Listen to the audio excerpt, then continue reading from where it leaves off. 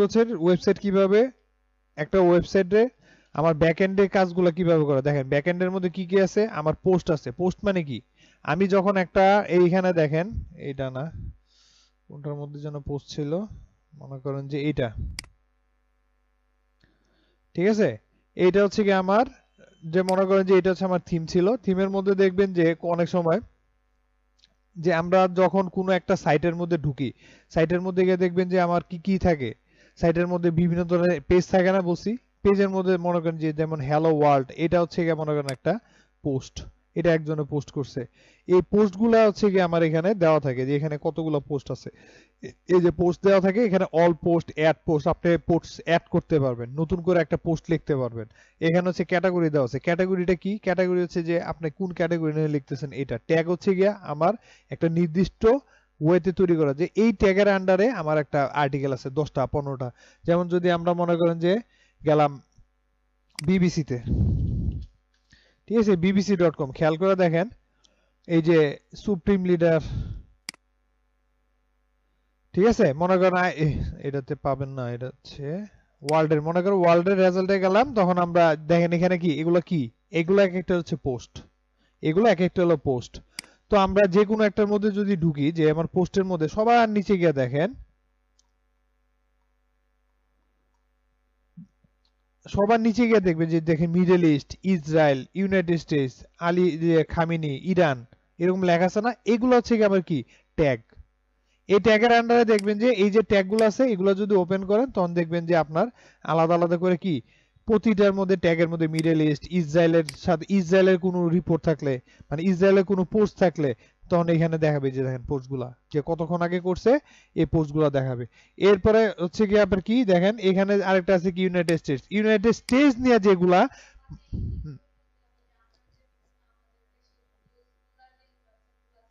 যে একটা একটা ক্যাটাগরির আন্ডারে বা একটা ট্যাগের আন্ডারে আপনার যদি আরো পোস্ট থাকে, যেমন বাংলাদেশ সম্পর্কে আপনি লিখতেছেন, বাংলাদেশের নিউজ লিখবেন, নিউজ পোর্টালের মধ্যে গেছেন, লিখতেছেন কি বাংলাদেশ, এটা হচ্ছে একটা ট্যাগ। বাংলাদেশের আন্ডারে আপনার অন্য যে পোস্টগুলো আছে যদি থাকে, তখন আমি পোস্টের মধ্যে লিখে দেবো এটা বাংলাদেশ রিলেটেড। এমন আমি মনে করেন যে আমেরিকার কথা লিখতেছি, আমি আমেরিকার একটা পোস্ট দিতেছি, আমেরিকার একটা নিউজ দিব, তো এটার মধ্যে তো আমি বাংলাদেশ ট্যাগ দিতে পারি না। মানে এখানে ক্লিক করলে আপনি বাংলাদেশ সম্পর্কে যতগুলা পোস্ট আছে, যতগুলা নিউজ আছে, সবগুলা একবারে দেখতে পারবেন। এটা, এরপর মনে করেন যে এখানে মনে করেন যে আপনি বাংলাদেশের আন্ডার আবার কি দিবেন, নরসিংদী, মনে করেন বাংলাদেশ, নরসিংদী তো বাংলাদেশের মধ্যেই নাকি, আপনি পুরো বাংলাদেশ নিয়ে লেখেন, একটা পোস্ট লিখছেন, এটার মাঝখানে একটা নরসিংদীর আলাদা একটা কলাম আছে, বা নরসিংদী নিয়ে একটা পোস্ট ছিল, তখন কি করলেন, আপনি নরসিংদীরও ট্যাগ দিয়ে দিলেন। তার হলো কি, ট্যাগ হলো দুইটা, বাংলাদেশ দিয়ে সার্চ দিলে নরসিংদী পাওয়া যাবে, আর নরসিংদী দিয়ে সার্চ দিলে নরসিংদীর নিউজগুলো শুধু মানুষ দেখবো। দেখেন না বাংলাদেশের যে সাইটগুলো আছে, এগুলো এই যে বাংলাদেশের যে ওয়েব পোর্টাল বা কি যেন প্রথম আলো আছে, দেখবেন যে ওদের আলাদা ক্যাটাগরি তৈরি করেছে বাংলাদেশের নিউজ, কিন্তু কি নরসিংদী আলাদা একটা পার্ট থাকে, বা নরসিংদীর নিউজ যতগুলো আছে এগুলো আপনি সুন্দর করে দেখতে পারেন। এগুলো হচ্ছে আমার ট্যাগ, ঠিক আছে, এর আমার ট্যাগ। এরপর আসেন হচ্ছে কি আমার কি, মিডিয়া। মিডিয়া কি, আমার যে ছবি, ভিডিও, এগুলো রাখার জায়গাটা হচ্ছে আমার লাইব্রেরি। এই লাইব্রেরির মধ্যে আমরা কি ছবি, ভিডিও যা আছে সবকিছু রাখবো। ক্লিয়ার? এরপর কি আছে, মিডিয়ার পর আছে পেজ। পেজ কোনগুলা মনে আছে? পেজ, পেজ হচ্ছে কি আমার এই যে উপর দিকে, এই যে এগুলো হলো পেজ, প্রতিটা হচ্ছে কি আমার পেজ, এগুলোর প্রতিটা কি বলে, পেজ বলা হয়। তো আমাদের এই পেজগুলো আমরা কি করি, এখানে এক একটা পেজ। হোম পেজটা কি, হোম পেজটা হচ্ছে কি আমার সবসময় মনে রাখবেন, হোম পেজ হচ্ছে আমার ফ্রন্ট এন্ডে যে জিনিসটা দেখাবে, এটা হচ্ছে আমার হোম পেজ। ক্লিয়ার? এই হোম পেজ থাকে, হোম পেজের মধ্যে এখানে গিয়ে আপনারা কি করতে পারবেন, পেজ যখন দিবেন তখন দেখবেন যে পেজগুলো অ্যাড করতে পারবেন।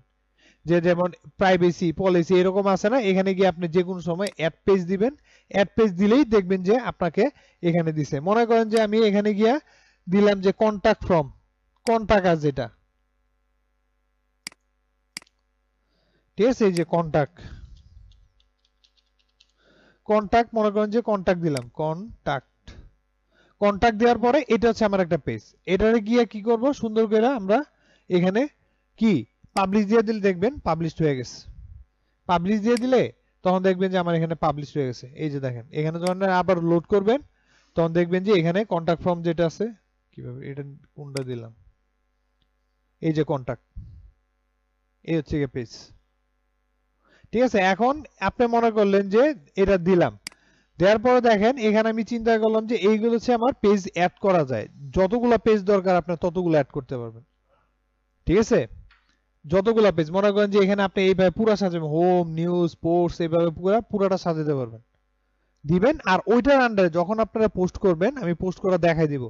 ঠিক আছে, যখন আমরা ওই যে কি যেন অন পেজ এসইওতে আসবো তখনই দেখবেন যে আমরা পোস্ট করা দেখবো, কিভাবে পোস্ট করতে হয় একবার সিরিয়ালে দেখাই দিব, যে পোস্টের আন্ডারে কি থাকবে, হেডিং থাকবে, এটা থাকে সেটা থাকে, সবকিছু আমরা দেখাই দিব আলাদা করে।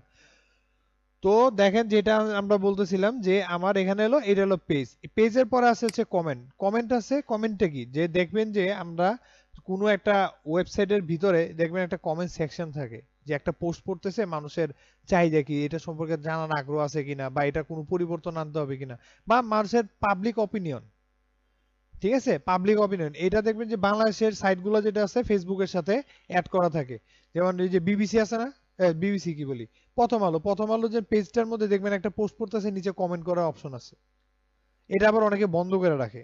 হ্যাঁ, এটার নিয়েও কাজ আছে, যেমন এসইও যখন আমরা করব, এসইও করতে গেলে আমার ব্যাকলিংক করতে হয়, প্রোফাইল ব্যাকলিংক করতে হয়, গেস্ট পোস্ট করতে হয়, কমেন্ট ব্যাকলিংক আছে, কমেন্টও আমরা ব্যাকলিংক করতে পারি, লিঙ্কগুলো এনে বসাই দেবো, আমার ওয়েবসাইটে লিঙ্ক এনে বসাই দেবো। এখন মনে করেন কমেন্ট কেউ পড়তে আসলো, হঠাৎ করে দেখতে দেখতে একটা কমেন্ট পছন্দ হলো, কেউ পড়লো, ওইখানে যদি ক্লিক করে আপনার ওয়েবসাইটে চলে যাবো, যে আপনি ওইটা বলে দিলেন যে এই বিষয় সম্পর্কে জানতে গেলে এখানে এই পোস্টটা দেখতে পারেন, এরকম একটা লিঙ্ক করে দিলেন। এটা অবশ্য আপনার ক্লায়েন্ট যখন মানে আপনি যখন একটা ওয়েবসাইটের মধ্যে লিখবেন, ওয়েবসাইট ওয়ালারা এই কাজটা করতে দেয় না সহজে, কারণ এটা হচ্ছে কি আমরা বলি জুস। ঠিক আছে, জুস বলে এটারে, যে আপনার এখানে কেউ এসে পোস্ট করবে, এটাতে মানে আপনার এখানে এসে কমেন্ট করবে, কেউ এসে আপনার এখানে কমেন্ট করলো, কমেন্ট করলে আপনার একটা লাভ আছে।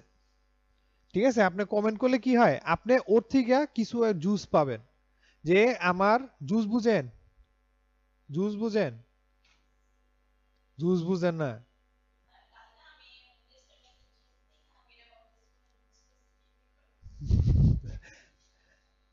না হইতে পারে, থাকতে পারে।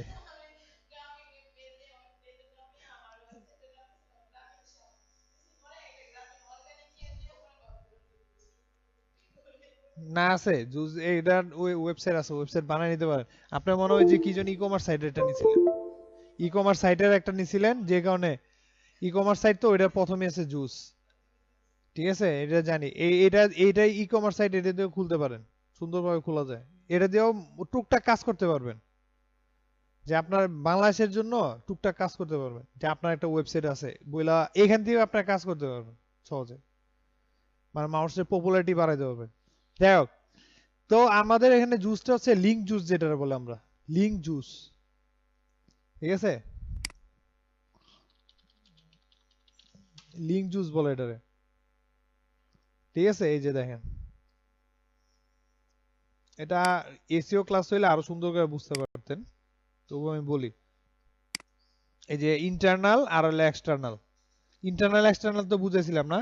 এক্সটার্নাল ওয়েবসাইটের থেকে দেখেন আপনারা যখন বিভিন্ন সাইট থেকে যখন মানুষ আসে, মানুষ এসে আপনার এখানে কমেন্ট করে, তখন একটা জুস পাওয়া যায়, আপনি একটা জুস পাবেন, কারণ হচ্ছে যে আপনি হেল্প করতেছেন ওদের, যে আপনারা কি করতেছে, হেল্প করতেছে, খাওনের জুসি, মানে এখানে যেটা আছে আমার জুসের সাথে তুলনা করে আর কি, যে আপনি একটা বানাইলেন জুস, যেমন আপনি লিঙ্ক জুস যেটা বলে, লিঙ্ক জুসের হচ্ছে ইন্টারনাল পেজের জন্য লিঙ্ক জুস আছে, এরকম আলাদা আলাদা পার্টিশন আছে, হোম পেজের মধ্যে আসলে একটা জুস পাবেন।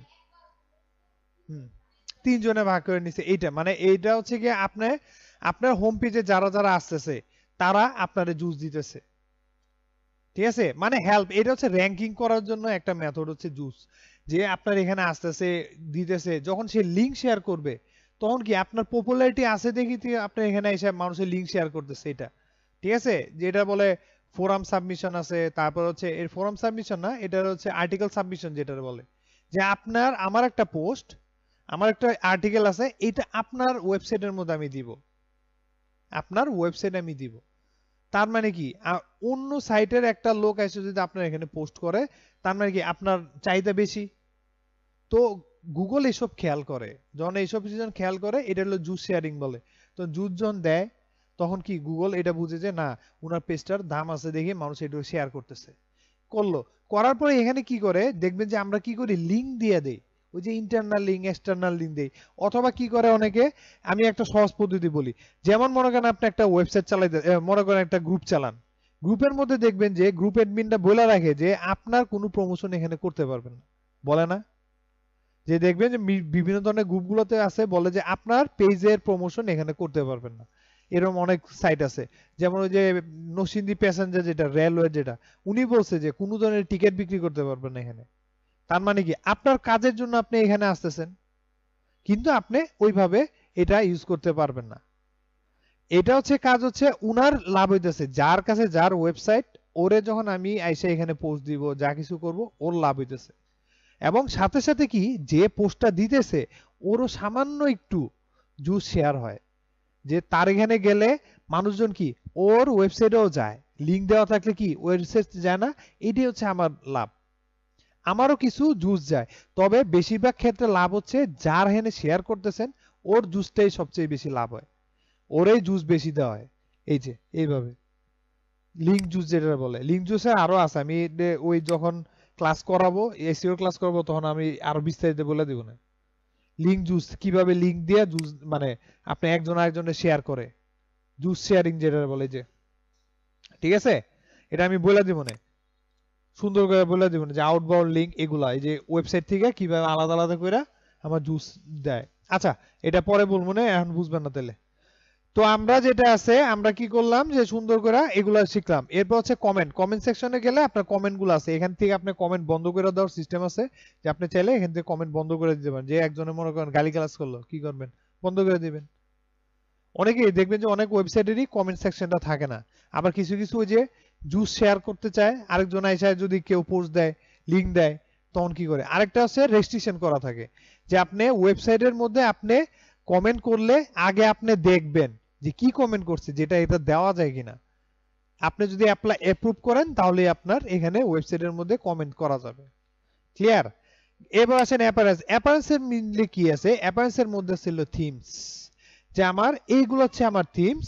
এখানে হচ্ছে রেডিমেড থিম থাকে, এটা হচ্ছে বাই ডিফল্ট থাকে, ঠিক আছে। এই থিমগুলোর কাজ কি, এই থিমগুলো হচ্ছে যে আমরা যে এখানে যেরকম সাজাইছি না, এরকম থিম বানানো যায়।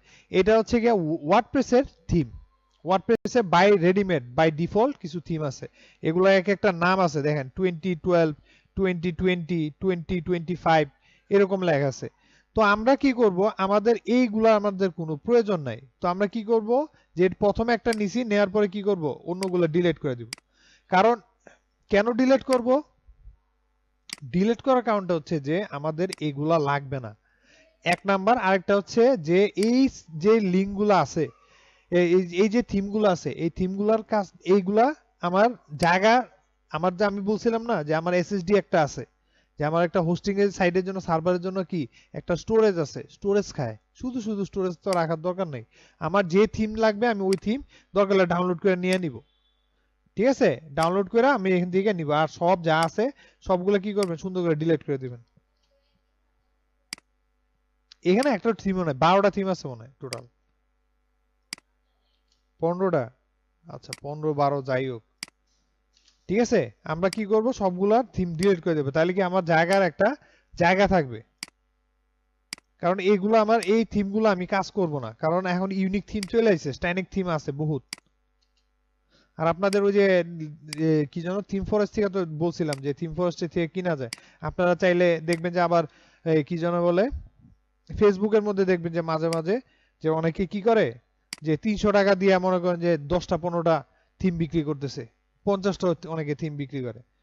তো আমরা কি করব, এটা হচ্ছে আমার অ্যাপারেন্স। অ্যাপারেন্সে যাওয়ার পর আমরা থিমসে যাব, থিমসে গেলে দেখবেন যে এরকম থিমের উপর দেখবেন লেখা আছে কি অ্যাড থিম। অ্যাড থিমে গেলে দেখবেন যে আপনার এখানে অ্যাভেলেবেল, এখানে অনেক থিম আছে। এই যে দেখেন, এখানে থিমের অভাব নাই, দেখেন অভাব নাই থিম।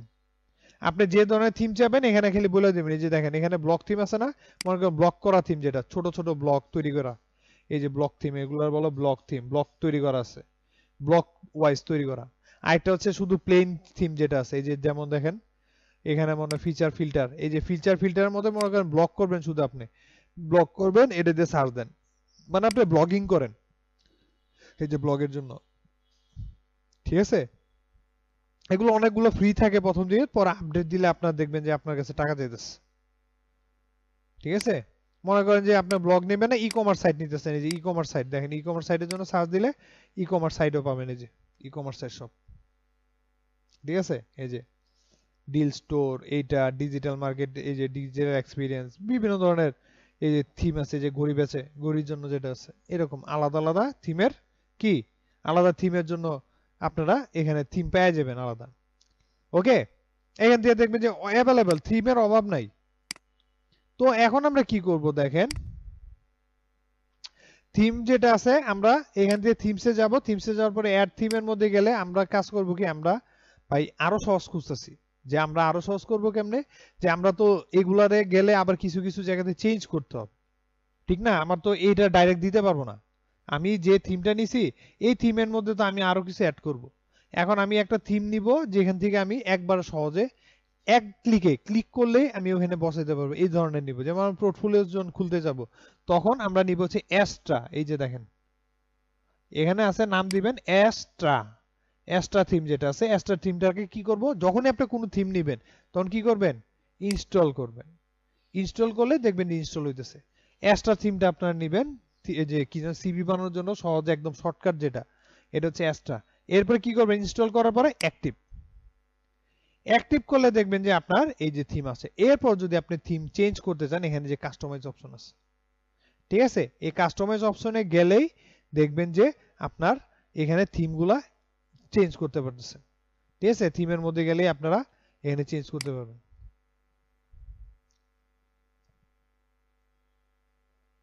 ক্লিয়ার?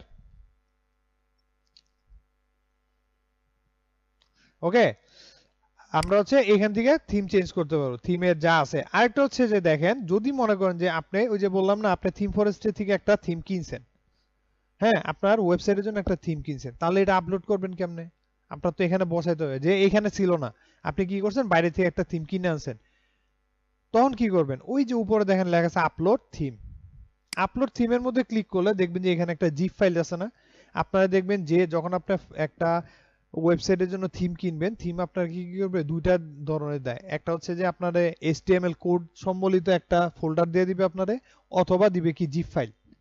আপনারা চাইলে জিপ ফাইলও অ্যাড করতে পারেন, জিপ ফাইল দিয়ে দিবে, তখন দেখবেন যে আপনার HTML কোডের আলাদা একটা ফোল্ডার দিয়ে দিছে, ওই ফোল্ডারের মধ্যে সবকিছু রেডি করা। আপনারা চাইলেও এখান থেকে কপি করে এনে কি করবেন, সুন্দর ওই যে ওইটা নাই না, এনে চুজ যে ফাইল, এরকম ভাবে যে জিপ ফাইল তৈরি করা আছে, জিপ ফাইলটা দিয়ে দিলেই দেখবেন নিয়ে নিছে।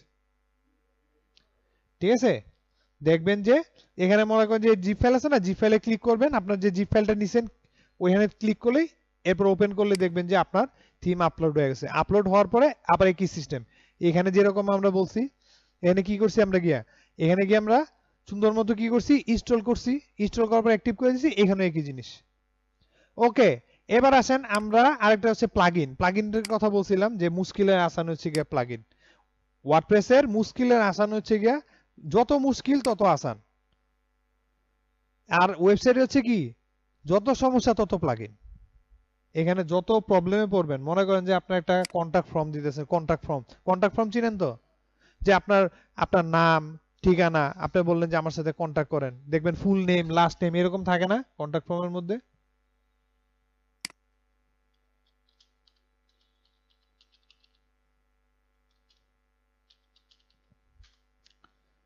দেখেন এই যে কন্টাক্ট ফর্ম যেটা বলে, এই যে এটা হচ্ছে কন্টাক্ট ফর্ম, এই যে দেখেন নাম, ইমেল নাম্বার, মেসেজ, আপনি যদি কোনো মেসেজ পাঠাতেন চাইলে এরকম করতে পারেন, অথবা দেখবেন যে এরকম থাকে যে সেন্ডাস মেসেজ, যে first name last name email number phone number message, এগুলোর মাধ্যমে কি করে জানেন, কন্টাক্ট ফর্মের মাধ্যমে লিড কালেকশন করে।